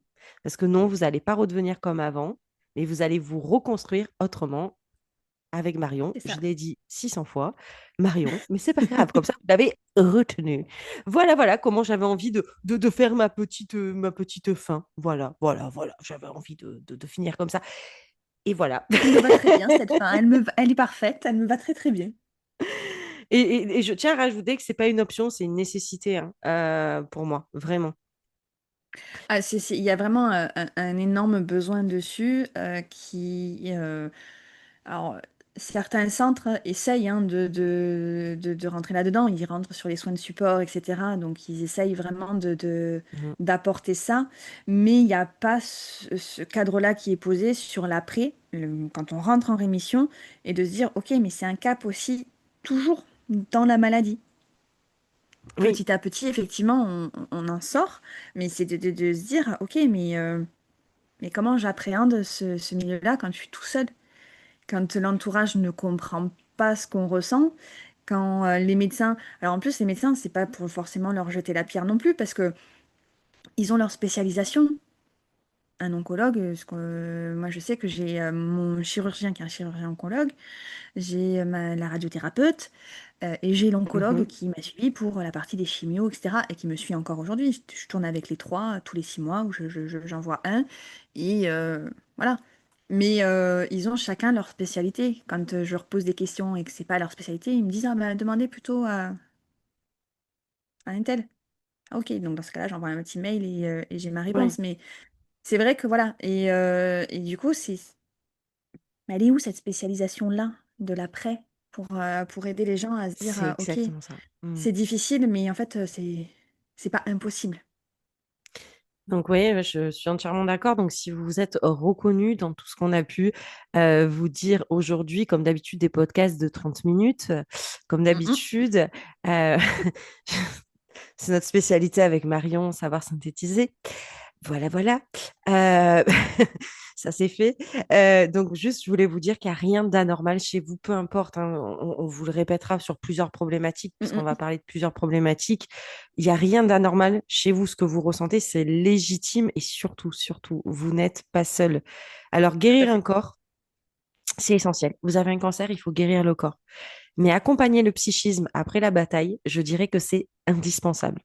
Voilà, ne Mhm. pas minimiser cette partie en pensant que ça va aller mieux, que ça va passer, qu'il faut du temps. Non, on a besoin de bons outils pour savoir avancer correctement dans la vie, savoir travailler les moments d'examen où on va avoir cette anxiété d'anticipation qui va naître, qui va réouvrir le noyau. Et justement, mais plus vous serez préparé et plus vous arriverez à avancer dans la vie avec malheureusement cette épée Damoclès.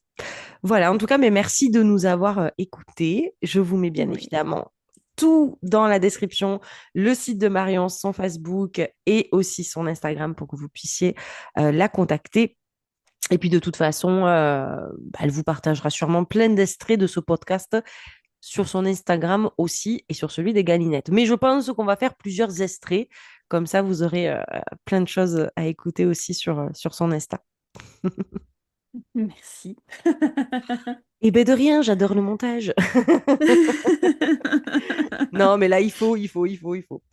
Voilà. Et ben, merci Marion, en tout cas, d'avoir partagé de Merci nouveau à toi. ce podcast avec nous, de nous avoir Mhm. partagé ton expérience aussi, parce que c'est jamais évident de parler de son expérience. Et puis, de toute façon, ben, là, on se retrouve la semaine prochaine pour vous Oui, parler d'amour, d'amour, de soi. de soi, voilà. Et ben non, si vous pensiez le couple, eh ben non! Bah, Dépendance disons que pour, affective, non? mais pour pouvoir aimer, comme on dit, Oui. pour aider, il faut s'aider soi-même d'abord. Pour aimer, il faut s'aimer soi-même aussi d'abord. Et c'est hyper important et on l'oublie Mm. trop souvent, apprendre à se choisir, apprendre à s'aimer, on n'en parle pas assez souvent.